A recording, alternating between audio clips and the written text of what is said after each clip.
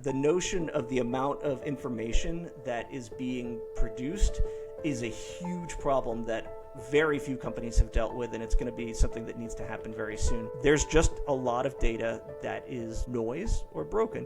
How to handle the data that you just don't care about, especially when you have so much that doing any kinds of analysis work is going to be expensive. Security concerns around the newest Anthropic model, for example. This model was able to crack this encryption in a matter of 3 minutes. And if that kind of thing is running wild and not just in a lab and it's hitting individual sites, it has the potential to really uncover the types of exploits that people hadn't thought about before. Hello everyone, and welcome to another episode of Real World AI Talks by JCI News. I'm Paulo Iñaki Palma, Editor-in-Chief, and also your host. So, today we're going to have a very special guest. Maybe you heard before about AI bots, real-time data, and data centers. He is Tom Howe. He is working in Hydrolix, and he's going to explain us every detail, how the future could look like, and all the problems related to data. So, also I wanted to remind you that we recorded a few podcasts before. You'll find the link to the previous one on the description of this video. If you can share, you can like this video, it will be very helpful for us. So Tom, what kind of companies usually needs a platform like Hydrolix? Yeah, there's a wide variety, honestly. It's any company that's going to have an extremely high value of data flowing in that they need to analyze quickly. We got our start in content delivery networks, that domain where users are constantly hitting a company's website and that data needs to be analyzed and processed quickly for things like fraud detection or security or performance or things like that. And out of that developed kind of a need from large media companies. So a company like Fox, for example, we have a connection with where we help them stream the Super Bowl. In the way that they are feeding all of their logs in real time to us, we're doing the processing, the analytics, generating the information that they need to respond to real time impacts on their stream. But it goes beyond that. We got our focus on sort of the website because of the CDN relationship. So we have a lot of e-commerce companies, of various kinds, media companies. But what we're discovering is that there are a lot of sort of different types of companies that are generating tremendous amounts of things like IoT logs. So they have devices that are constantly pumping records to the website, and they need, or not to the website, but to their within their system, and they need to be able to analyze the same kinds of things that we were looking at on the edge side.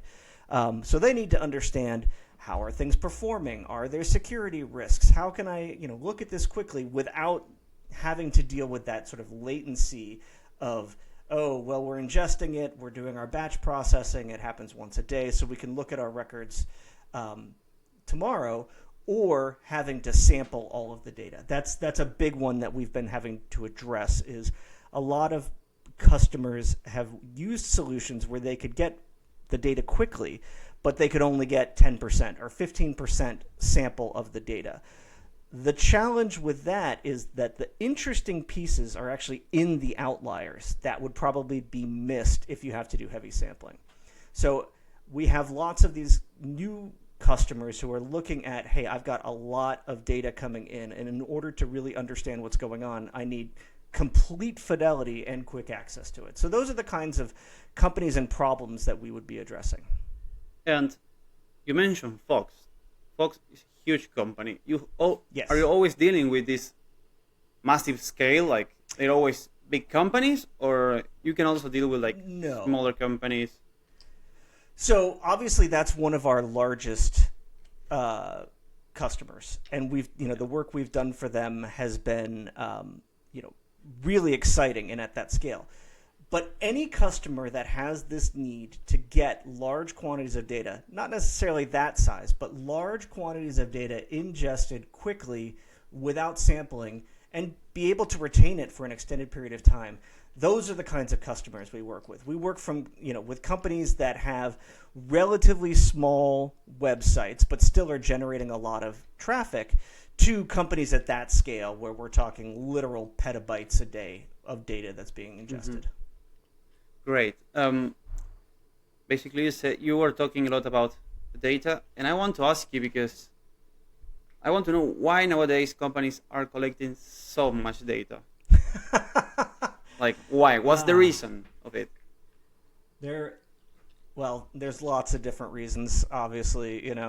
The one that we all think about today is some companies are collecting lots of data to train their AI models to perform better. And actually, that goes beyond the world of these big LLM providers who are training their models on all of the data out on the internet and trying to make them perform better, for a general purpose.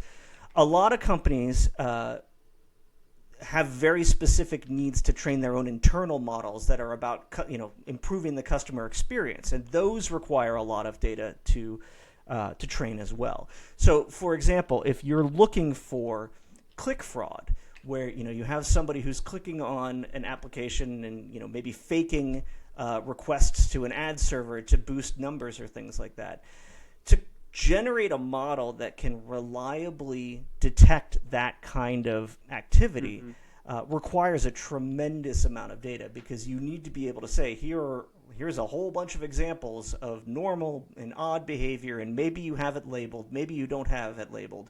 But all of that data needs to be used to develop a model that can reliably pick up that kind of signal that might be there and not necessarily obvious.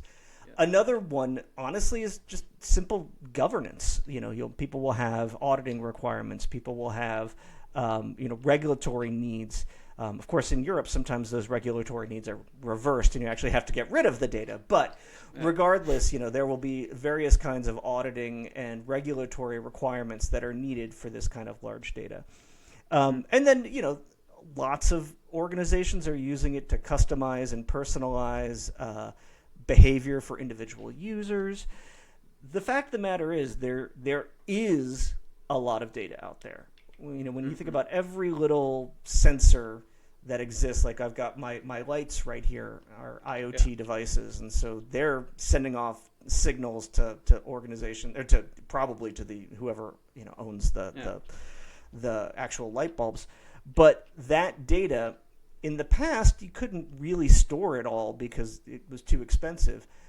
But it has a lot of value for insights if you can really start to dig through it and understand what is being done and what signals can be extracted from that. So I think that they all boil down to that. But depending on your perspective, you can consider some of those to be nefarious, like, oh, they're stealing my data so that they can target ads at me.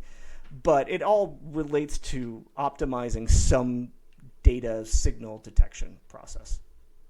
And you basically, we were talking about a lot of data, and you mentioned, for example, simple things like the light bulbs or just clicking in some ads. And you were talking about companies dealing with these things, but it's important to clarify that these kind of companies had huge infrastructure to deal with it. What happens when you have a company that is not able to process this data or to analyze it or just understand it? That the democratization of data, so to speak. You're exactly right, and that's part of where Hydrolix kind of tries to fit in a role. Is like, okay, well, you don't necessarily have multiple data centers that you run that you can store your data in, and you don't necessarily have a big data science team that can do all of the analytics on your team for your data.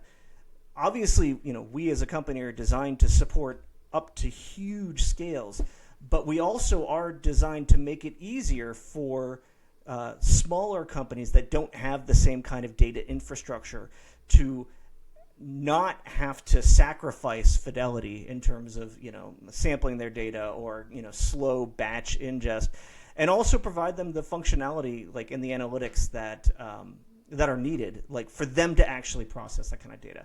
There are a lot of companies offering these kinds of things where it's like, oh, well, we'll help you process your data and things like that.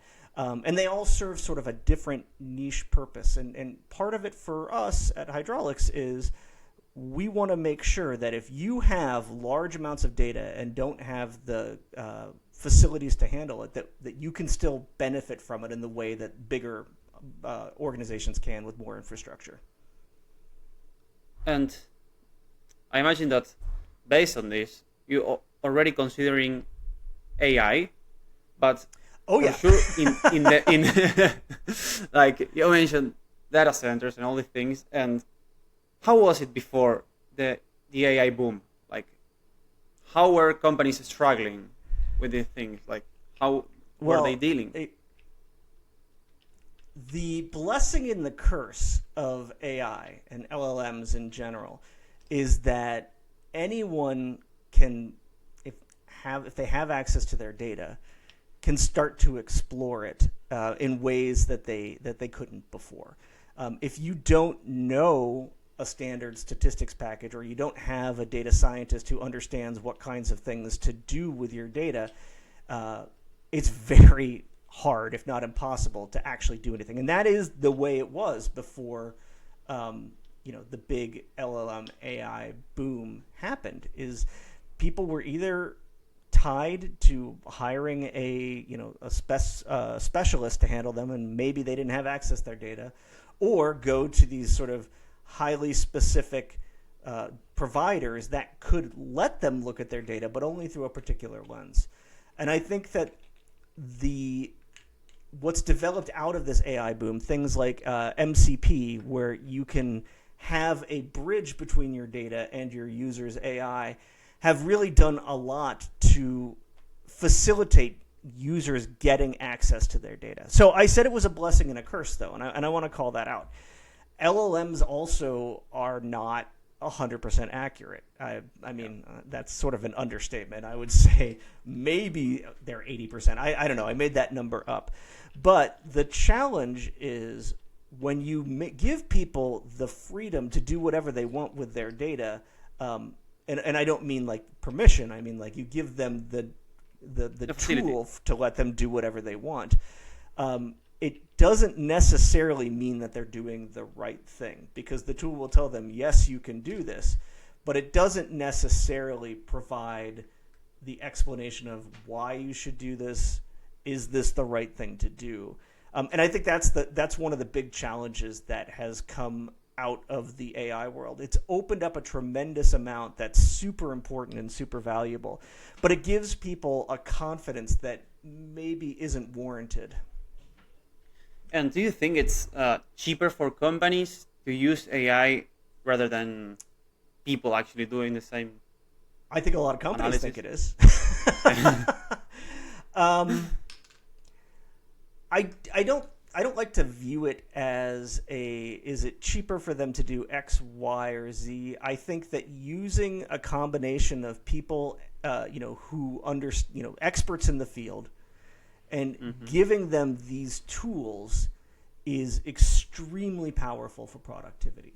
I don't think realistically that you could replace all of your data analysts with AI and be happy with the results. So like it's not a trade-off in that way. And I also don't think that it doesn't make sense to deprive your data workers from these tools that are so powerful. So I think that the combination of the two will, increases productivity. But I don't think you can say it's cheaper to do X versus Y without defining like what your comfort for error is. Like if you say, hey, I'm perfectly happy to be wrong 80% of the time, or 20% of the time, then absolutely it'll be cheaper to just go with AI. But that's a price you're paying. And do you think like companies are ready for the amount of data that AI is creating? Are they ready to manage it? Not in the slightest. And that actually leads to another trend that we've seen, which is AI being used to analyze some data, and then AI also being used to analyze the analysis, and you get into this feedback loop where basically AI is judging itself, and guess what? It ends up in kind of crazy places. I think that the notion of the amount of information that is being produced is a huge problem that very few companies have dealt with, and it's going to be something that needs to happen very soon. There's when you think about like monitoring performance and stuff like that, there's a notion of sort of alert fatigue, where if you constantly are getting notified that something might be a problem, it's impossible to really focus on addressing the problem itself, and you end up ignoring it. I think we're headed towards a similar situation here, where there is so much information being generated. And this doesn't just mean like structured data. Like, there's so many documents that are being created that either aren't being read or are being read by another AI. Like, I think that is, you're going to get into these feedback loops and this fatigue of data that has to be addressed, and I think part of the problem, not problem, but part of the challenge is that it suddenly has become so simple for anyone to create data. And if you give somebody a tool like that, a lot of people will just start creating more and more and more. And eventually it takes a while for people to learn the discipline of like, oh, here's where we'll benefit from this data or this document, and here's not. But no, I don't think most companies are prepared for the onslaught of data and analysis that this presents. And how do you see this? Like, how long do you think it's going to take for companies to be, I'm not going to say 100% ready, but like at least able to manage the, I don't know, like a bigger amount of data? Yeah, I think there's two things that are going to come up. We were talking about cost, and there is going to be a point at which companies start to realize the amount of money that they've been spending on these AI tools without necessarily realizing the productivity benefits that they're going to want. So there's a question of like, are companies going to realize that they're generating too much data to actually consume, or are they going to realize that they're generating really expensive data first? And I don't know which it's going to be. It would be pure speculation, but if I look over the past year and I see how rapidly the kind of understanding of how to work with the LLMs and AI is improving, I think that next year, like within a year, I think a large number of companies will have started to move past that initial, we got to throw everything at AI, and start to be a little bit more targeted with it. I mean, it's fun stuff to play with, so like, who wouldn't want to? But I do think like, there's going to be a realization over the next year that, hey, we need to rethink our AI strategy a little bit. So I want to ask you as well, because you previously mentioned data centers, and what is also necessary to store, to analyze, like what do you need to handle a big amount of data? Yeah. I mean, data center, if you think about compute in general, so there's like, when you think about a data center, there's a couple of pieces there. There's the actual physical data storage that you're dealing with, but there's also, in order to make that storage usable, it requires a lot of computational power. So that includes both like, how do you process the data to actually make it, storable? So that involves things like compression, sharding, retrieval query engines, all that sort of stuff.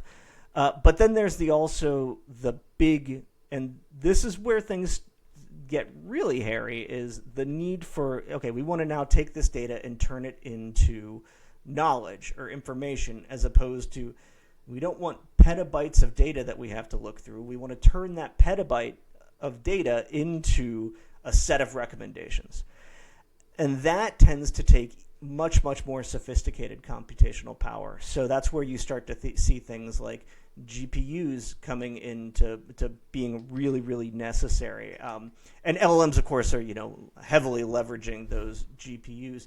But even more traditional modeling methods require the kind of compute power that you get on a GPU. So I think that that compute is going to be a huge necessity. And I think that anything that can be done to improve the performance of that or reduce the cost of it is going to be a big win. The other thing, and I think that this is something that people kind of overlook, is that big data at the petabyte scale is just not the same as, we have 3,000 records and we need to analyze this. This is our sales data for our store for the past year and we need to analyze this. It's not just about the scale, although the scale matters. You have to be able to kind of reduce the overall scope of data in order to do any analysis of it. But also, the way you approach it is different. You're looking for outliers in different ways. So just applying the kinds of techniques that you would on a standard data set, a standard regular normal size data set that's megabytes or even gigabytes, translating that to a petabytes size data set is non-trivial. And so I think that the other thing that people need to do is to acknowledge and value the skills that people who are familiar with working with this type of data bring to the table beyond what you can just get from AI. So I think that that's really it. You've got the big compute power, which is going to be an issue continuing, and then you also have the expertise. The other thing that's interesting, and it's coming up a lot right now, is some of the open source AI models that are coming out. They're still not quite at the same scale and performance as the big players, but I think that's going to be an interesting change in the industry where, I don't think that smaller companies are going to go back to building out their own data centers or even, running their own systems. But I think that it might allow them to be even more surgical in where they use these techniques because they have the ability to sort of control the deployment model themselves as opposed to having to work with one of the big players. It's going to be interesting, though, because I don't really know where that's going to go. I think there's still a fair amount of skepticism towards the open source AI models at this point. So I want to ask you about the fact that I imagine when you have a lot of data, not all this data is useful. Like I can imagine 100%. I can imagine that you have a huge amount of trashy data, let's say. How is it that, for example, Hydrolix or companies are doing to decide what is useful and what is not? You can use, for example, an example of a specific line. You can create it if you want. It's just to understand Sure. a bit more. 100%. You bring up such a great point here because I think there sort of is a belief, and I may have implied it earlier, that more data is better. And I think that people really believe that. If you just collect more and more data, you're going to do better. And there's a level to which I agree with that. You find more signal, but I think that it's very important to understand where you get that signal. And the first thing that I think is most critical, and I think a lot of people skip when they're doing this, is you need to understand what you're trying to accomplish.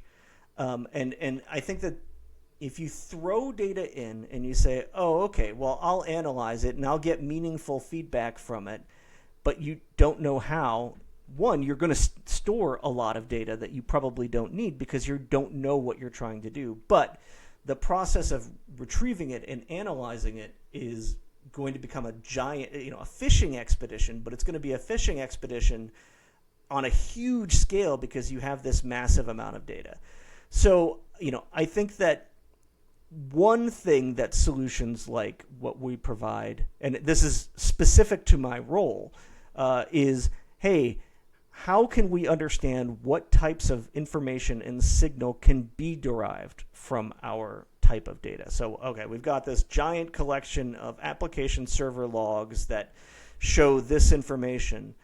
What can we do with it? My first question to that person is, well, what do you want to do? Are you trying to optimize performance? Are you trying to look for outliers and bugs?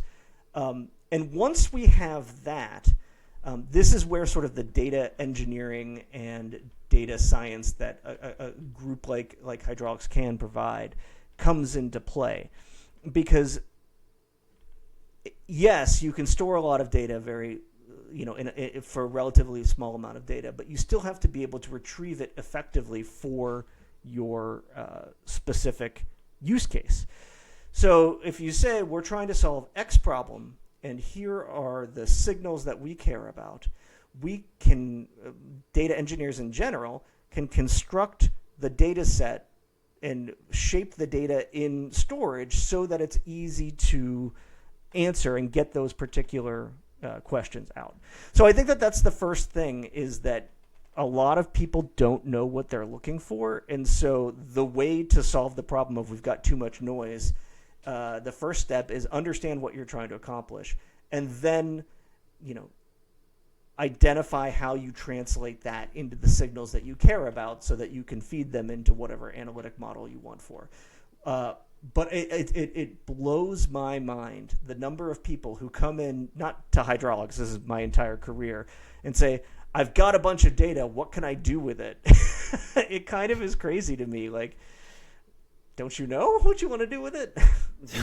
Where were you keeping it? Like, what were you saving exactly. It? Like, is it just sitting there being expensive? And often the case is, yeah, it's just sitting there being expensive because they don't know what to do with it. And I want to ask you, because I think we're touching like a very interesting topic, and for people to understand better, like what can happen, let's say, like, I don't know, you have like an LLM, let's say ChatGPT, for example. Sure. What could happen if you are not dealing with the data properly? How would the tool react? Yeah. Well, I think there's two perspectives here. There's one that says, like, you haven't processed the data correctly, and now you're asking an LLM to do something. And then the other is, what is the risk that if the LLM does something wrong? So in the former case, I have absolutely seen entire data, well, not entire data centers, but entire data clusters be taken down because the data wasn't created properly. There was the LLM had no way to know what the data looked like other than just querying the data source. And it ended up writing, very poorly performing queries that actually were able to crash the hardware and cause data loss. And that's a real problem. And I think that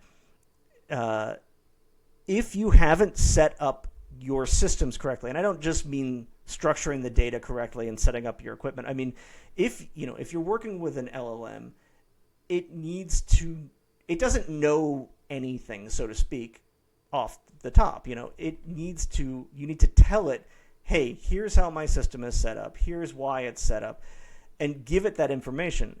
A lot of people will just say, okay, well, I threw my data in and now I'm giving it to the LLM, and that causes problems. Now, on the other side, if let's say your data is accessible and you just go into an LLM and ask a question, for example, and say, tell me how the health of my service is right now. And it doesn't know anything about your service. It will sort of randomly pull pieces of information, smartly, I suppose, No. But it'll pull random pieces of information and then come to some kind of conclusion. The problem with that is multifaceted. Like, first, there's no guarantee that the system is pulling the right pieces of data unless you tell it explicitly. The other thing is most of these big tools, your ChatGPTs, your Anthropic, are designed to be very, very confident in their proclamations. So it'll come back and be like, oh, this is the answer. Your service is doing great. And even if it doesn't have the right data and doesn't really have a specific confidence level, it'll still say that. And that creates this system where users are relying on a system that acts confident, like presents confident responses without having that actual confidence. I think those are the two biggest issues that are, people run into with their data, not, asking an LLM to work with their data where the data isn't properly specified or, stored or created or things like that. You mentioned that these kind of LLMs like ChatGPT, Anthropic, Claude, maybe Gemini as well, they're meant to be confident about what they're doing, and I think they're also meant to be fast, because they are. You are using it and you can see that you get your answer in just maybe 10 seconds. And I think there's a problem because everyone wants like fast answers, but they not thinking like, why is the correct answer more important than the fast answer? And what do you think about it? Like, do you think like the speed of the answer is more important than the accuracy for this kind of models? I think that it's a trade-off that needs to be acknowledged. You know, there is value that comes from speed, and there are consequences that come from low confidence. I think that the biggest issue is not so much that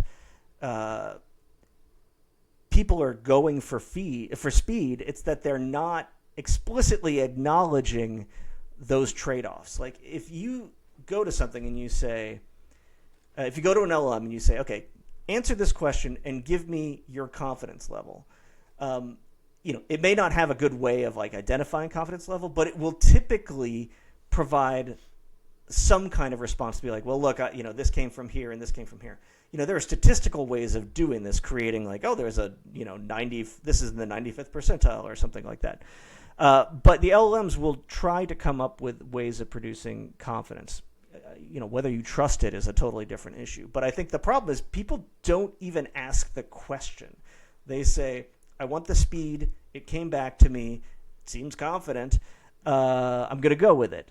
So I don't think it's one or the other. I think it's just acknowledging that they both are impactful. Like the more confident you get, the longer it's going to take.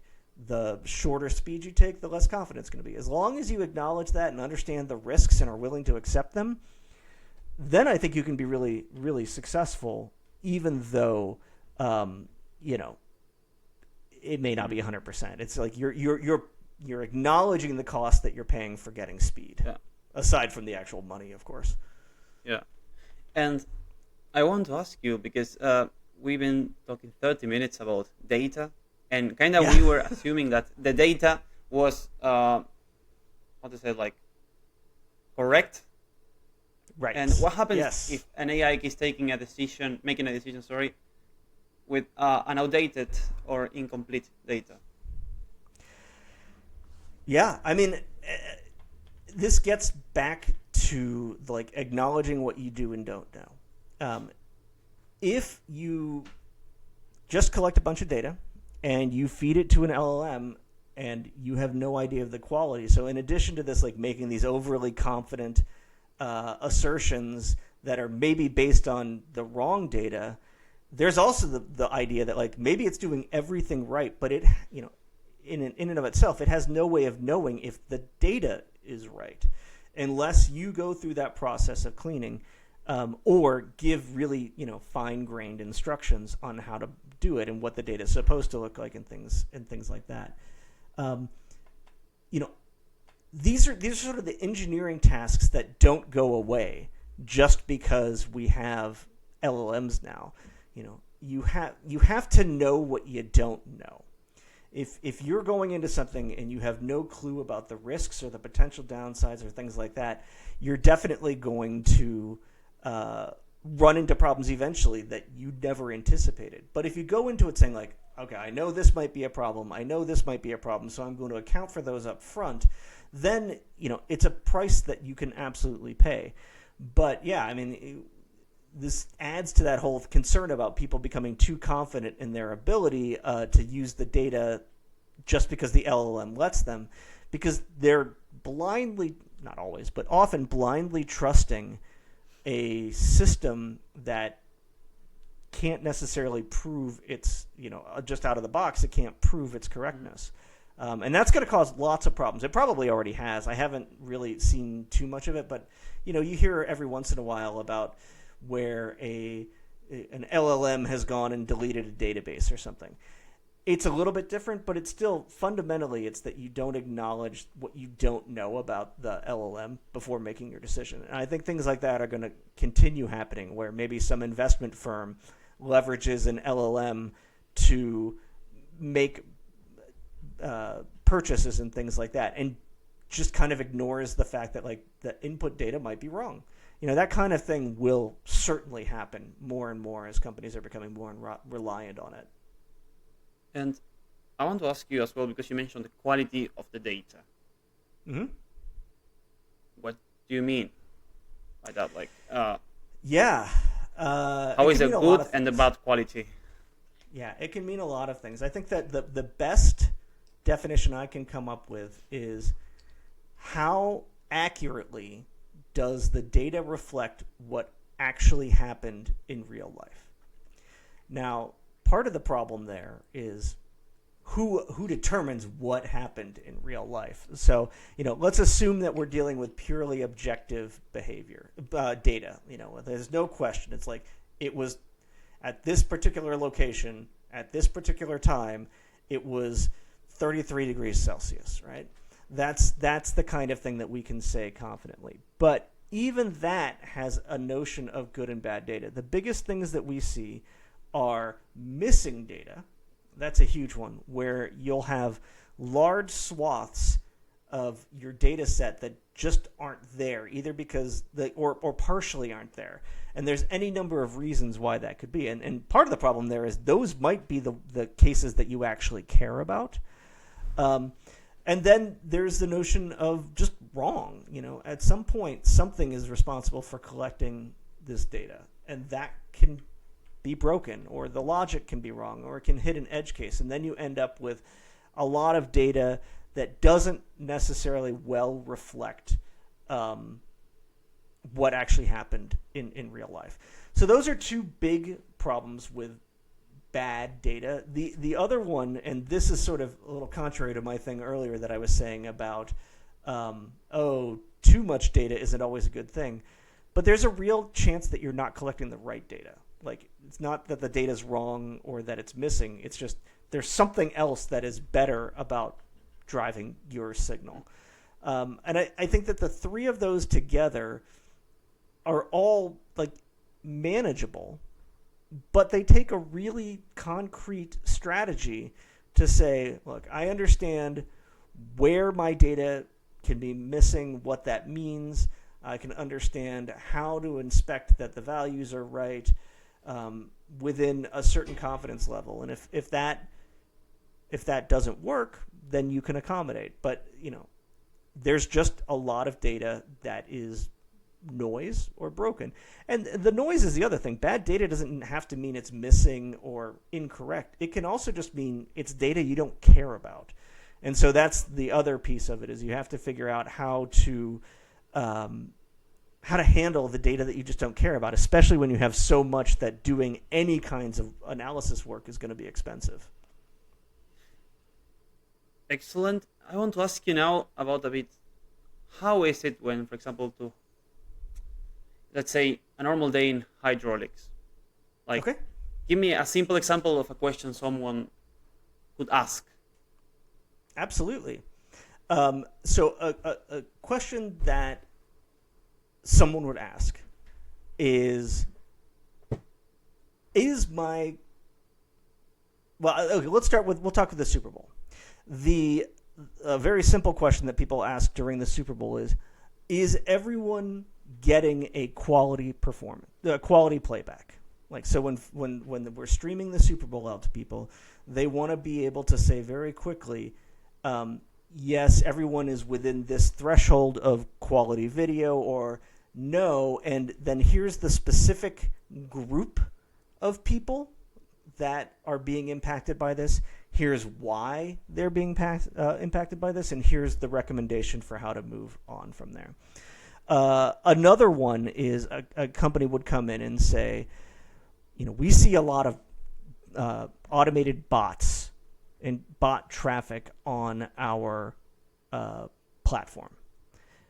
Is it helping us? Is it hurting us? What should we do about it? And so that is the kind of question that, having a lot of data and understanding how to parse through it and understand what it means can be really valuable, because a lot of people come to that question and they say, oh, we've got all these bots, we have to get rid of it. But that's not the right answer.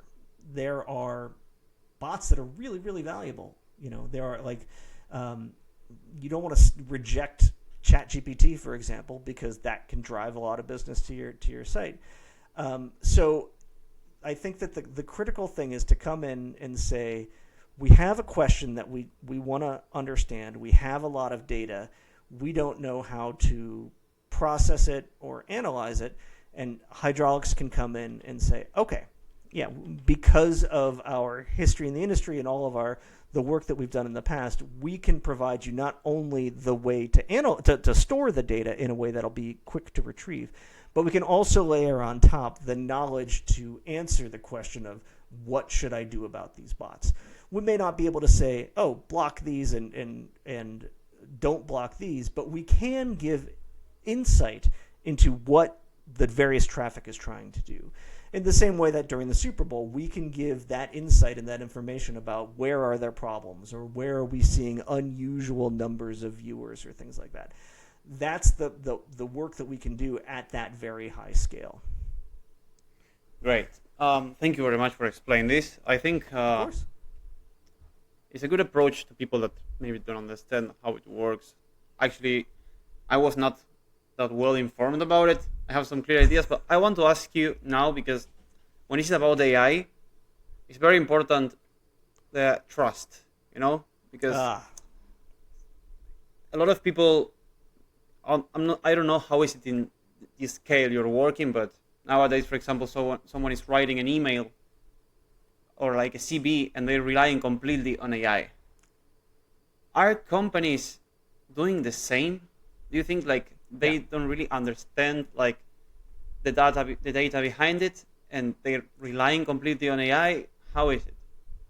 I think that, and this is not universal, there are a lot of people and companies out there that have really researched the way to use AI and understand, at least at a high level, what's going on underneath. I think there are a lot of companies and people out there who are not only don't understand how they got to the output that they got to, who don't even look at it. They'll be like, write my CV and then just ship it immediately. I've done hiring recently, and I have seen quite a few of those and you can tell because there's just logical inconsistencies that couldn't have happened. I think that it's not necessary to understand the underlying technology completely. If you want, it's great if you want to go research transformers and neural networks and things like that, and just general large language models. But in order to understand how this, how to use this, you don't have to understand the details of the neural network. But it is important to understand that what this whole process is doing is trying to take a very large amount of data and compress it so that it's a smaller amount of data, and then use a user's input to find somewhere in there a particular piece of data that is correlated with the request. That's a little bit of an simplification. But if you come to it with that perspective and you say, okay, it's searching this big compressed body of data, of information, therefore the better, the tighter, the more defined query that I provide to it. So that's like a prompt. The more detail you give about what you're trying to accomplish, the more likely you are to find the right answer.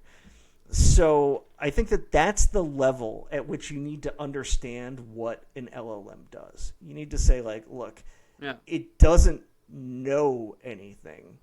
It has a bunch of data that it can query and correlate, and it's unbelievably powerful at doing that kind of matching.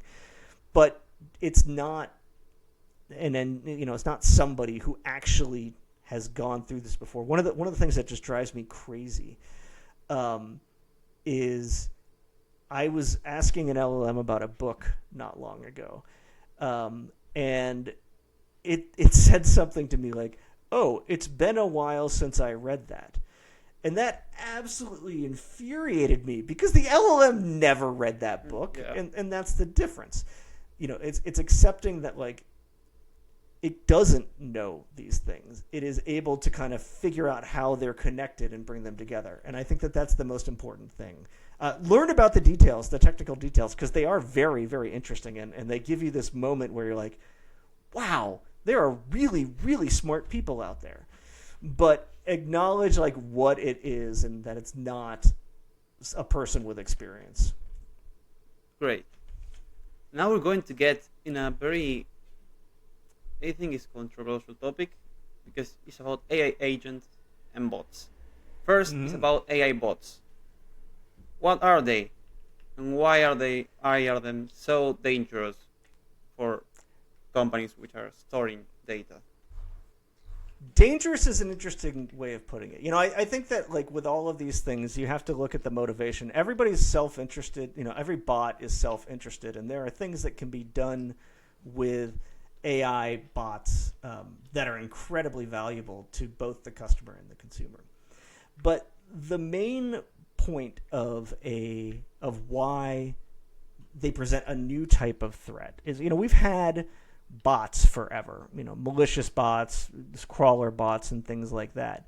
But when you start to look at how do they get around protections, like let's say you have somebody that's a bot that is scraping prices off of a shoe company.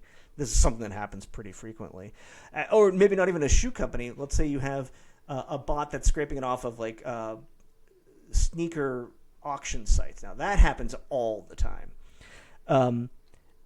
Historically, if the person running that bot wanted to evade detection from the sneaker company, it mostly had to be done manually. So like, okay, well, we're going to switch to another IP address, or we're going to change to a new host, or we're going to change our strings that we're sending in, and that slowed things down. When you start to talk about LLMs and agents and agent bots, think about like when you're talking to an LLM and throughout the course of the conversation, it ingests more of the context about what you're saying and feeds that into its decision-making process. The same thing can happen for bots that are looking to evade security. Is they try something, it doesn't work. They try it again, it doesn't work, and that compounds in the context of the agent bot itself to try new things, and it just becomes much more difficult to detect. It also can say, oh well, things that users wouldn't necessarily think about, like, oh, if I put 2 seconds between each request and then 5 seconds, they match or whatever. There's lots of different ways to do it, and fundamentally, that's the problem, is that they're largely autonomous.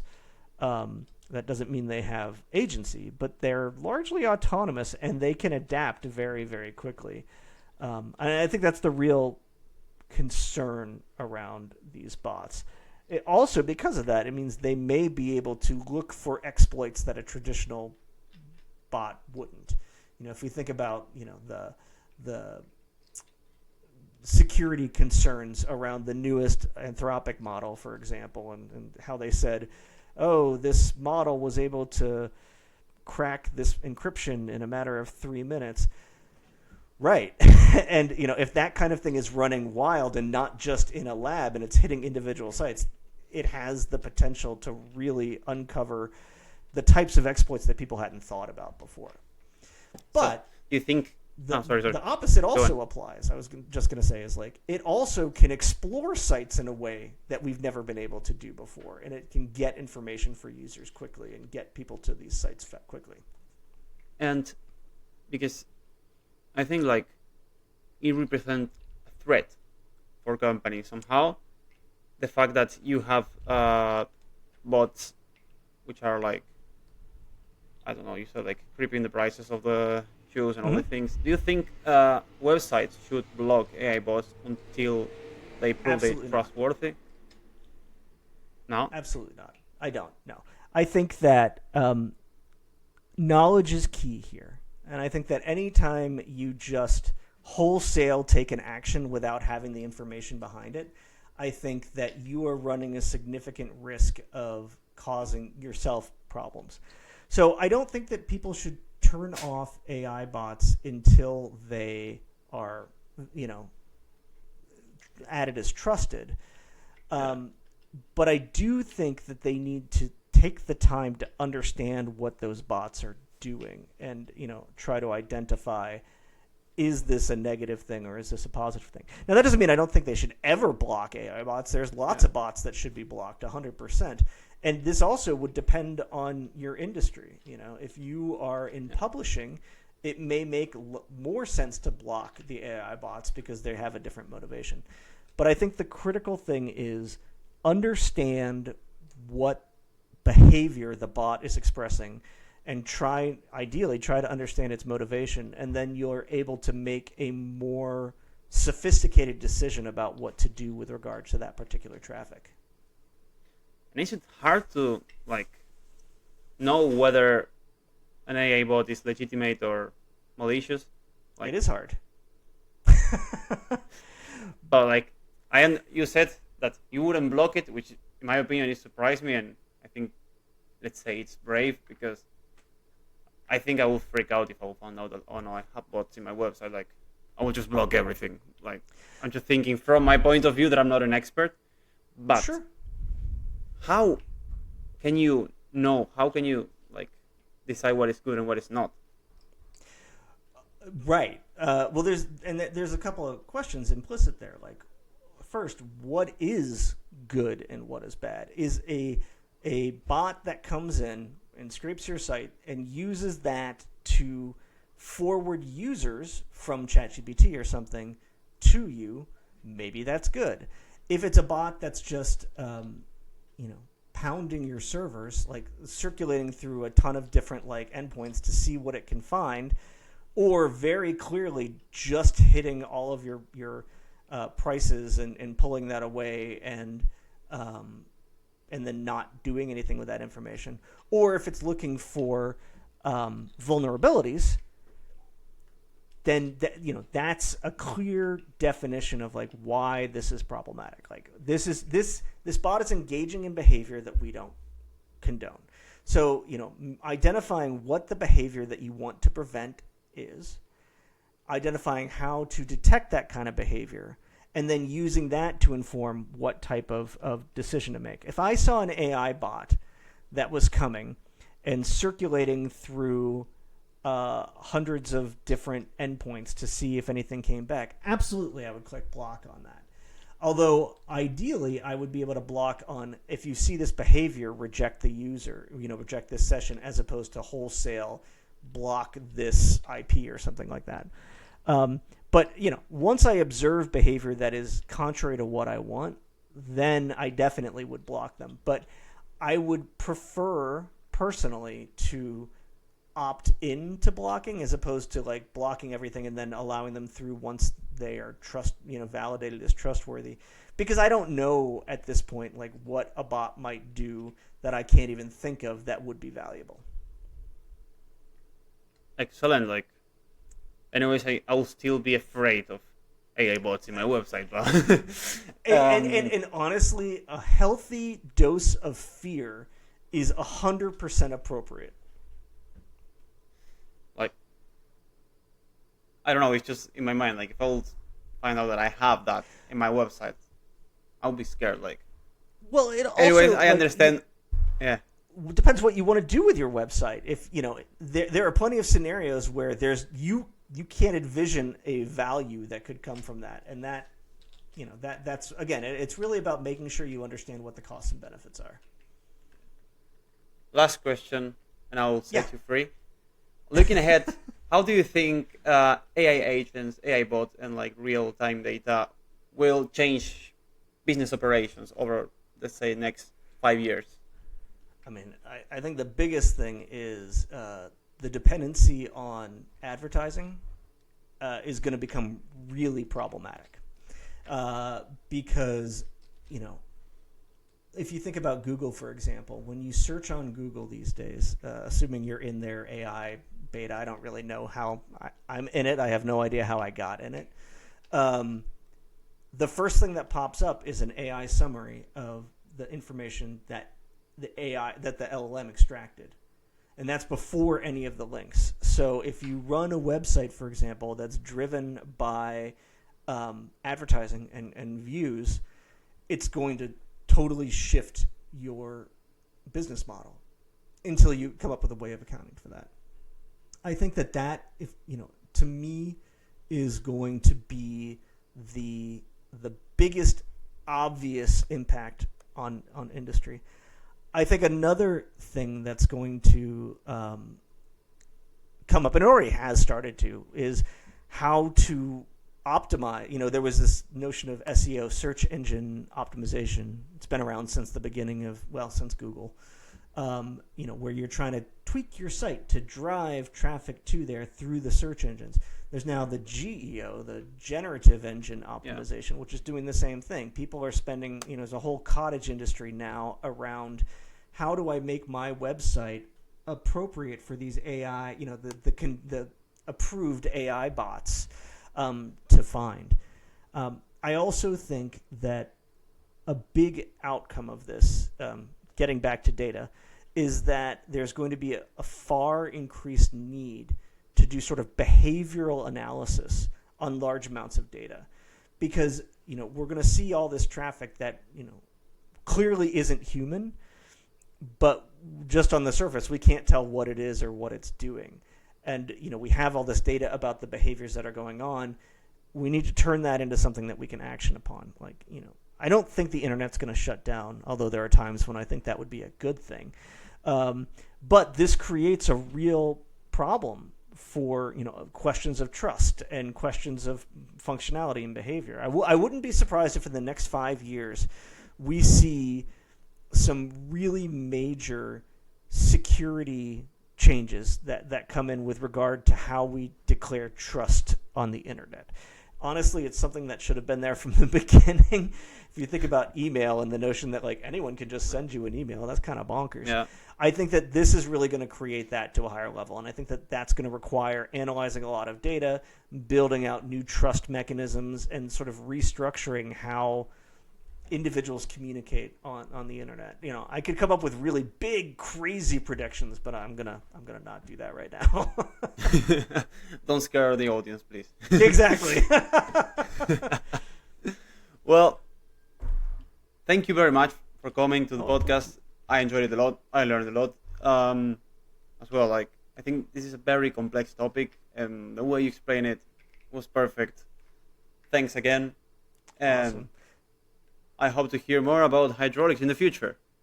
Awesome. Thanks. It was a great pleasure, and have a great day. Thank you.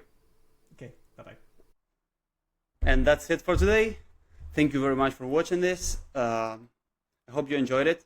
Lately we were having very interesting guests, and we're waiting for the same in the future. So if you like this video, you like the content we're making, we'll very appreciate that you give us your like, your subscription. Also, you can follow us in social media. We have TikTok, we have Instagram, and we have the podcast in Spotify. Thank you very much for watching this. See you next time.